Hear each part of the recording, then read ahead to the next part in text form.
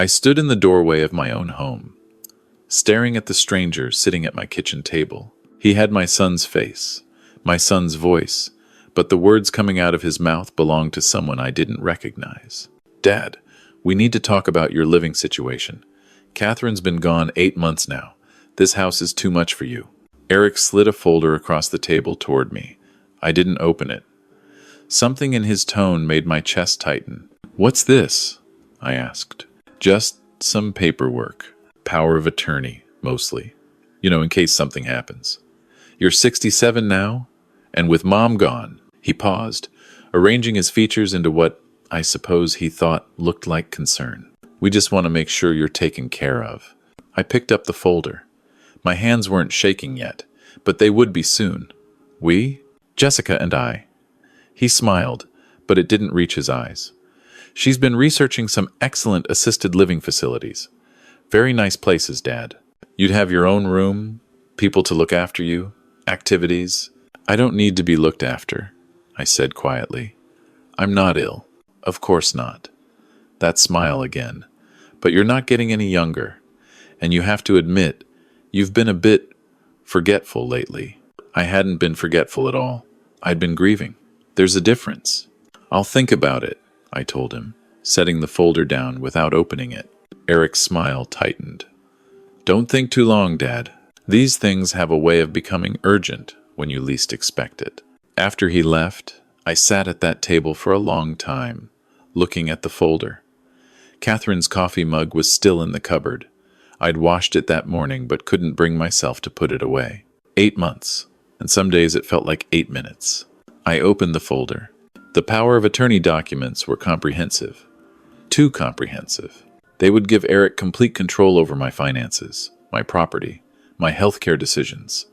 There was even a section about cognitive assessment and determination of capacity. My son was trying to have me declared mentally unfit. I'm an engineer. Was an engineer. Spent 43 years designing structural systems for high-rise buildings in Toronto. You don't do that job if you can't think clearly. But I also know how these things work. How easy it is to twist normal grief into something that looks like decline. How a son's concern can mask something much darker. I needed to understand what was really happening here. That evening, I walked next door to see Thomas Chen. Tom and I had been neighbors for 20 years. He'd watched Eric grow up, attended Catherine's funeral, brought me casseroles I pretended to eat in those first terrible weeks. "Robert." He opened his door with genuine warmth. "Come in. I was just making tea." I showed him the documents. Tom read through them slowly, his expression darkening. "This is aggressive. Does Eric think you're actually struggling?" "I don't know what Eric thinks anymore." I sank into his armchair. When Catherine was sick, he visited maybe 3 times in 2 years. Said Vancouver to Toronto was too far. Work was too demanding. Now suddenly he's very concerned about my well-being. "How long has he been in town?" 2 weeks. He says he's staying through the end of the month to help me transition. Those were his words. Transition to what? I'm not sure. Tom poured the tea thoughtfully. I've seen him coming and going. Always with Jessica. They've been talking to the neighbors, asking questions. What kind of questions? About you. Whether we've noticed any changes in your behavior, if you seem confused, if you're managing okay on your own. Tom met my eyes. I told them you were grieving, not incompetent. I don't think that's what they wanted to hear. The pieces were starting to fit together in a pattern I didn't want to see. There's something else, Tom said carefully. I probably shouldn't tell you this, but I overheard them talking. 2 days ago, in your driveway. Eric was on the phone with someone, getting loud. Something about debts and timing, and the old man's house is worth at least $2 million. My house. The home Catherine and I bought in 1985 for $140,000. The place where we'd raised Eric, where we'd celebrated Christmases and birthdays, where she died in our bedroom with her hand in mine. Worth $2 million now, in Toronto's inflated market. I set down my tea before I could drop it. I need to make a phone call, I said. Patricia Morris had handled our wills when Catherine died. Sharp, thorough, and with a particular talent for reading between the lines of what clients weren't saying. Robert, she answered on the second ring. How are you holding up? I need legal advice. Urgently. 30 minutes later, I was in her office, the power of attorney documents spread across her desk. Patricia read them with the kind of focused intensity that made her good at her job. When she finished, she removed her glasses and looked at me with something close to anger. Your son prepared these? Yes. Without discussing it with you first? He discussed it. He just didn't tell me the truth about what they meant. She tapped one particular clause, this section here, in the event of cognitive decline or diminished capacity. Do you have any diagnosed cognitive issues, Robert? No. Any history of dementia in your family? No. Are you currently under psychiatric care? I saw a grief counselor 3 times after Catherine died. She said I was processing normally. Patricia's jaw tightened. Then this is, at best, premature. At worst, it's financial elder abuse in the planning stages. She leaned back in her chair. Tell me everything.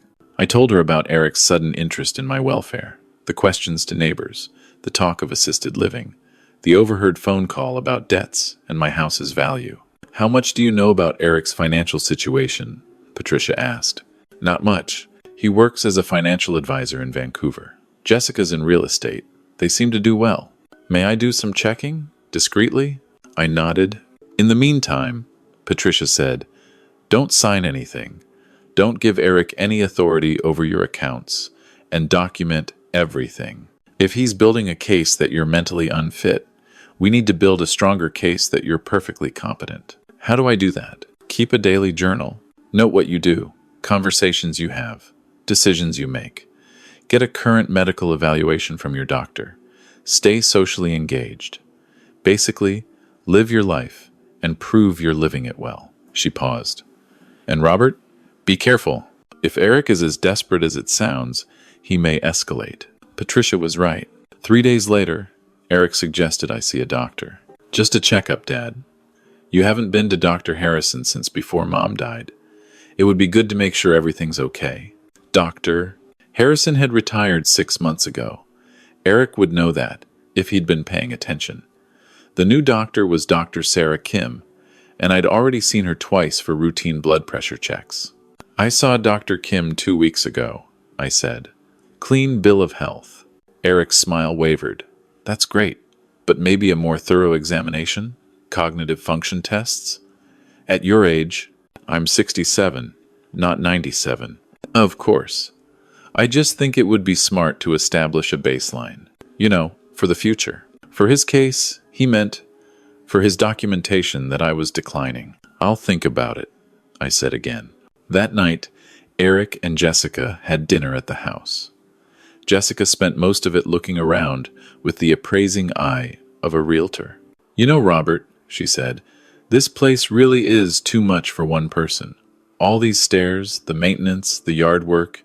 Have you thought about what Eric suggested? Some of those retirement communities are really lovely, and this house would sell in a heartbeat. The market in this neighborhood is incredible right now. I'm not selling my house. Not now, of course, but eventually you'll need to think about it. And it's better to plan these things before you have to, you know? Make decisions while you still can. While I still can? The implication hung in the air like smoke. After they left, I found Tom on his porch. They're ramping up, I said. I know. I heard most of that through the window. Tom looked troubled. Robert, I think you should know Eric was in your basement yesterday. I saw him through my window. He was down there for almost an hour. What was he doing? I don't know. But he came up with a box. Looked like old files or papers. My workshop was in the basement. So were boxes of Catherine's things I hadn't been able to sort through yet. And my filing cabinet with 30 years of financial records. I went down to check. The filing cabinet had been rifled through. Papers were out of order, some missing. My organized system Catherine used to tease me about my engineering precision was disrupted. In the workshop, one of the boxes was open. Catherine's medical records from her cancer treatment, her hospice paperwork, private documents that Eric had no business reading. I sat on the basement stairs, understanding fully now what my son was doing. He was building a narrative, collecting evidence to paint me as a man overwhelmed by his wife's death, unable to manage his own affairs, declining in capability. He'd use Catherine's illness against me, twist my grief into incompetence. The anger that hit me then was clean and cold. I called Patricia. "He's gathering ammunition," she said after I explained. "Which means he's planning to move soon. How long is he supposed to stay?" "Another week and a half. We need to move faster. Can you come to my office tomorrow? And can you bring Tom?" "Why Tom?" "Because if Eric is asking neighbors about your mental state, Tom's testimony that you're perfectly competent will be valuable. Also," she hesitated, "I got the information back about Eric's finances. Robert, you need to see this in person." The next morning, Patricia spread financial documents across her desk. "Your son is in serious trouble," she said bluntly. "He owes over $300,000 to various creditors, most of it from bad investment decisions over the past 2 years. I stared at the numbers. 300,000. How did he get in this deep? Cryptocurrency speculation, mostly. Some high-risk stock trading. He appears to have been trying to make big returns quickly, and it backfired spectacularly. Patricia pulled out another document. His house in Vancouver is mortgaged to the limit. Jessica's real estate business is struggling. The market there has cooled significantly. They're facing bankruptcy unless they get a large cash infusion soon. And my house is worth $2 million. Yes. If he could get power of attorney, he could force the sale, or take out loans against it, or both. Patricia's expression was grim. "Robert, this is financial elder abuse. We can fight this, but we need to be strategic. What do you suggest?" "First, we secure your competency with formal documentation. I'm arranging for you to see Dr. Kim and a neuropsychologist for comprehensive evaluations. Second, we protect your assets. I'm going to help you set up a trust that limits what anyone with power of attorney could access. Third," she looked at Tom, "we gather evidence of Eric's true intentions." "What kind of evidence?" Tom asked. "Recordings. Documentation of what he's really after. We need him to say it explicitly that he's trying to access Robert's money, that he knows Robert is competent but doesn't care." "You want me to wear a wire?" Tom looked startled. "Nothing that dramatic. Just your phone, recording conversations. In Ontario, one-party consent laws mean you can record conversations you're part of without the other person's knowledge. If you could engage Eric and Jessica in conversation, get them to discuss their plans." "I can do that," Tom said quietly. "I've watched Eric grow up. I never thought he'd turn into this, but I'll help Robert prove what he's doing." Over the next week, I went through more medical tests than I'd had in my entire life. Cognitive function assessments, memory tests, psychological evaluations. Each one confirmed what I already knew. I was grieving, but I was competent. "You're sharper than most people half your age," the neuropsychologist told me. "Your grief response is entirely normal. There's absolutely no evidence of cognitive decline." Dr. Kim was more blunt. "Someone trying to have you declared incompetent would be committing fraud. You're processing loss, Robert, not losing your mind." Meanwhile, Tom worked his quiet magic. He invited Eric and Jessica over for dinner, casual and neighborly. Set his phone on the counter, recording app, running. I listened to the playback that night. Tom and Patricia beside me in Patricia's office. Tom's voice. "So you're staying through the end of the month?" Eric. "Yeah, maybe longer. Depends on how things go with Dad." Jessica. "Robert's just not seeing reality. This house is falling apart, and he can't manage it. He barely leaves his bedroom some days." That was a lie. I walked 3 miles every morning and had dinner with Tom twice a week. Tom. "He seems to be doing okay to me." Eric. "You're not here all the time. Trust me, he's declining. The other day he couldn't remember where he put his keys. Last week, he left the stove on." More lies. I'd never left the stove on. I'd never lost my keys. Jessica. "The kindest thing is to help him transition before he hurts himself. And honestly, this neighborhood has gotten so valuable. It would be a shame to let the house deteriorate." Tom. "You'd sell it?" Eric. Carefully. "Only if it was what's best for Dad. But yeah, probably. Get him somewhere safe and use the money for his care." Jessica. Less carefully. "The care wouldn't cost a fraction of what this place is worth. We could easily... Eric. Jessica. A pause. Eric, the point is taking care of Dad. That's all that matters.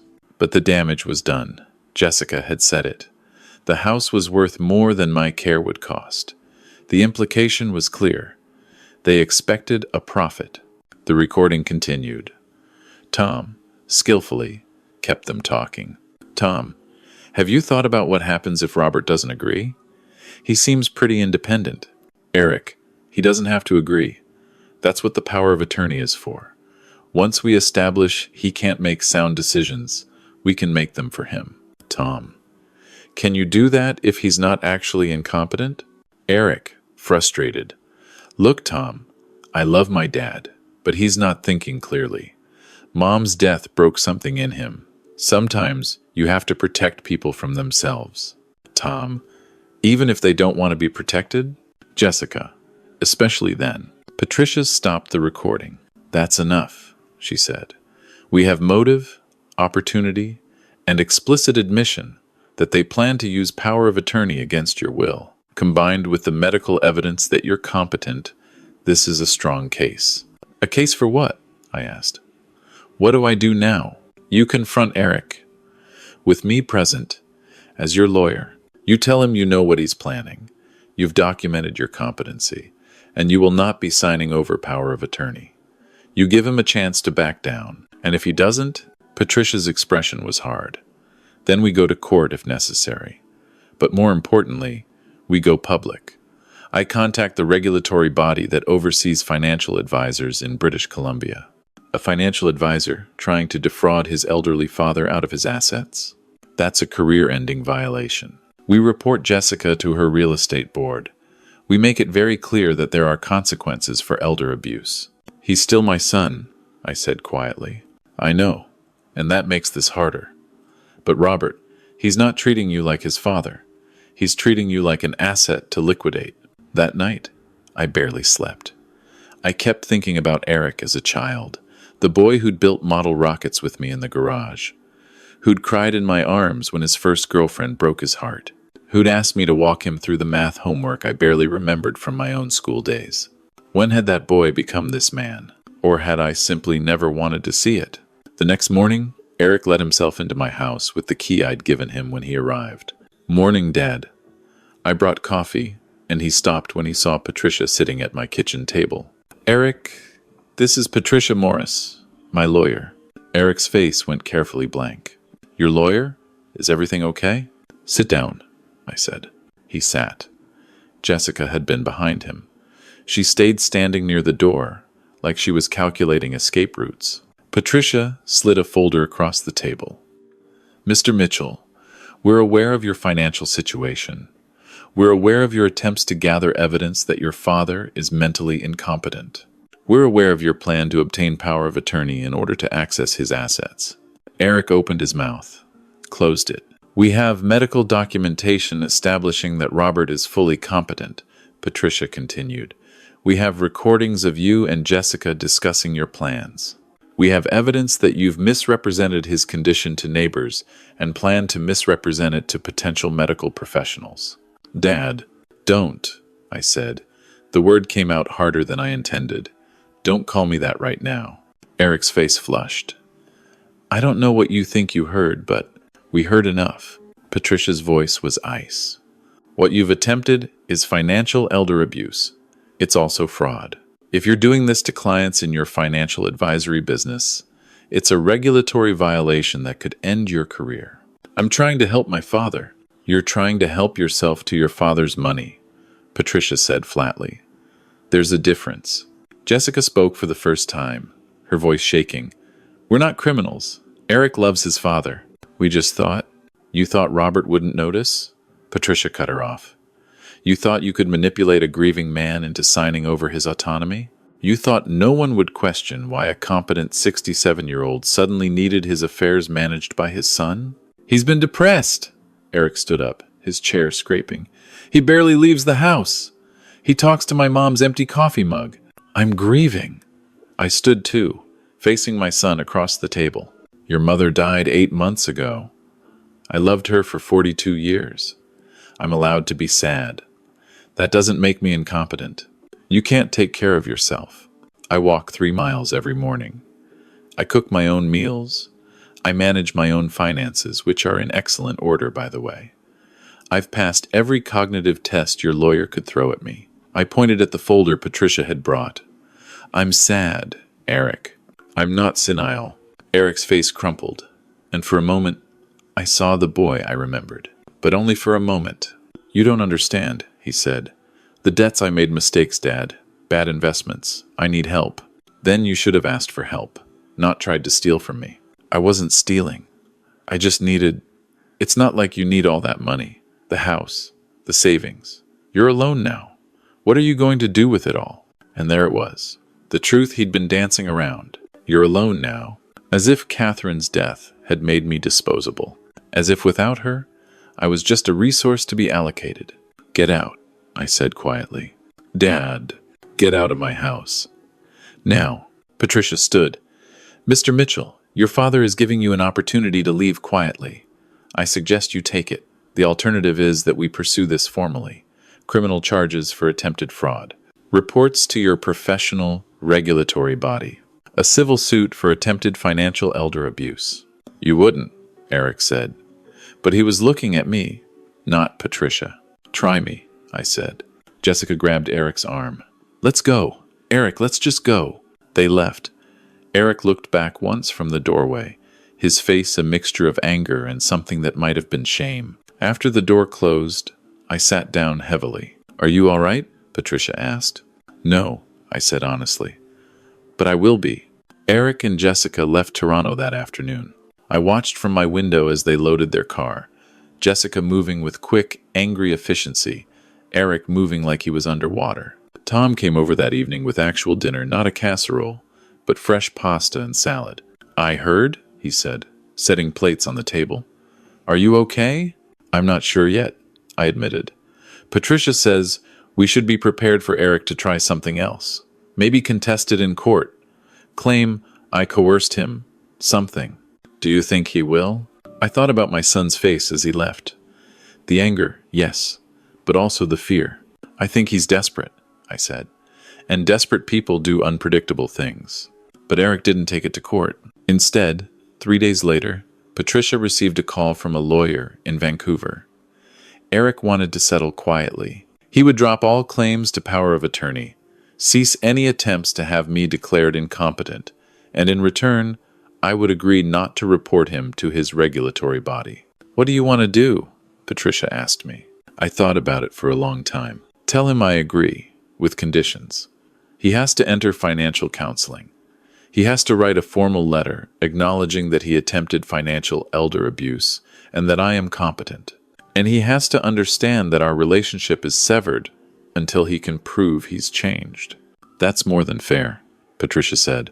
It's more than he deserves, I corrected. But he's still my son. Somewhere under that desperation and greed, there's still the boy I raised. I have to believe that. The letter arrived 2 weeks later. It was formal, legal, everything Patricia had required. But at the bottom, in Eric's handwriting, he'd added a single line. I'm sorry, Dad. I'll do better. I didn't know if I believed him. But I kept the letter anyway. Life moved on, the way it does. I did eventually downsize, but on my own terms. Sold the big house and bought a condo near the waterfront. Tom and his wife helped me move. We donated most of the furniture. I didn't need it anymore, and keeping it felt like trying to preserve something that was already gone. But I kept Catherine's coffee mug. It sits in my kitchen cabinet, washed and waiting. I took up woodworking, something I'd always meant to do but never had time for during my working years. Built a bookshelf for Tom's daughter, a toy chest for his grandson. Small things, but they felt important. Tom and I started a routine. Tuesday night dinners, rotating who cooks. Sometimes his wife joins us. Sometimes it's just us. 2 men in our 60s and 70s talking about everything and nothing. 6 months after the confrontation, I received a letter from Eric. Not legal this time. Personal. He'd entered financial counseling, like I'd required. He and Jessica had separated. She'd wanted to fight me in court. He'd refused. And that had been the end of it. He'd taken a junior position at a different firm, starting over from near bottom. I'm trying to understand where I went wrong, he wrote. Not just with the money, but with everything. With you, with Mom. I spent so much time chasing success that I forgot what actually mattered. I don't expect you to forgive me, but I want you to know I'm trying to become someone worth forgiving. I read that letter 3 times. Then I wrote back. Not a long letter, just a short one. I'm glad you're trying. Keep going. When you're ready, call me. We'll talk. He did call, eventually. 3 months later, late on a Sunday evening. The conversation was awkward, painful, full of long silences. But it was a start. We're not close now. Maybe we never will be again. But we're talking. And that's something. Patricia tells me what I went through is more common than people realize. Adult children seeing aging parents as obstacles or resources rather than people. The pressure of debt and financial stress overriding family loyalty. The way our society sometimes treats elderly people as incompetent by default. You fought back, she told me over coffee a few months after everything settled. A lot of people don't.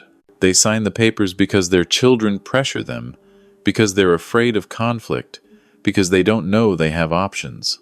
I almost didn't fight, I admitted. Part of me wanted to believe Eric was right, that I couldn't manage alone, that I needed to be taken care of. But you didn't believe it. You trusted yourself. I had help. You, Tom, Dr. Kim. I couldn't have done it alone. But you could have done it alone, Patricia corrected gently. You just didn't have to. There's a difference. I think about that sometimes. About the difference between needing help and accepting it. About the difference between being vulnerable and being incapable. Catherine knew the difference.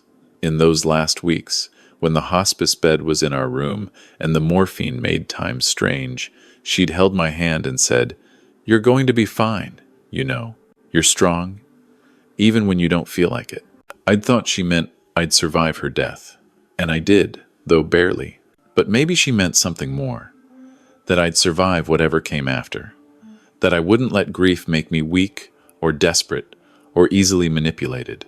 I hope she'd be proud of how I handled Eric. I hope she'd understand why I still left the door open for him to come back, if he can ever be the son she raised instead of the man he became. On my 68th birthday, Tom threw a small party at his house. Just neighbors, a few old colleagues, Patricia, and her husband. No, Eric. I'd sent him an invitation, but he wrote back saying he wasn't ready yet. That he didn't want to show up and pretend everything was fine when it wasn't. I respected that. The party was small but warm. Tom made a speech about resilience and friendship that made his wife tear up. Someone gave me a book on advanced woodworking techniques. We ate cake and told stories about Catherine that made her feel present in her absence. At the end of the night, walking back to my condo, I realized something. I was happy. Not the way I'd been happy with Catherine. That was gone, and I'd stopped trying to recreate it, but a different kind of happy, quieter, more hard-won. The kind of happiness that comes from knowing you stood up for yourself, that you didn't let fear or loneliness or grief make you small, that you protected what mattered, not just money or property, but dignity and autonomy and self-respect. Eric had tried to take those things from me, whether he understood that or not. I didn't let him, and I won't let anyone else, either. I'm 68 years old. I'm a widower. I live alone. I still talk to Catherine sometimes, especially in the mornings when I'm making coffee. But I'm not weak. I'm not incompetent. I'm not a resource to be managed or an obstacle to be removed. I'm Robert Mitchell. I'm grieving and learning and building small things in my workshop and having Tuesday dinners with my friend. And I'm perfectly capable of choosing my own future. That's what I wish I could tell everyone facing what I faced. You're allowed to be sad. You're allowed to struggle. You're allowed to need help. But you're also allowed to fight back when someone tries to make those things into reasons to take your choices away. Sometimes the people who hurt us most are the ones we love. That doesn't mean we have to let them. I keep Catherine's mug in the cabinet. I keep Eric's letter in a drawer. I keep Tom's friendship close and Patricia's number in my phone. And I keep going. That's all any of us can do. Keep going, stay strong, and never let anyone convince you that grief makes you incompetent. It just makes you human. And being human is enough.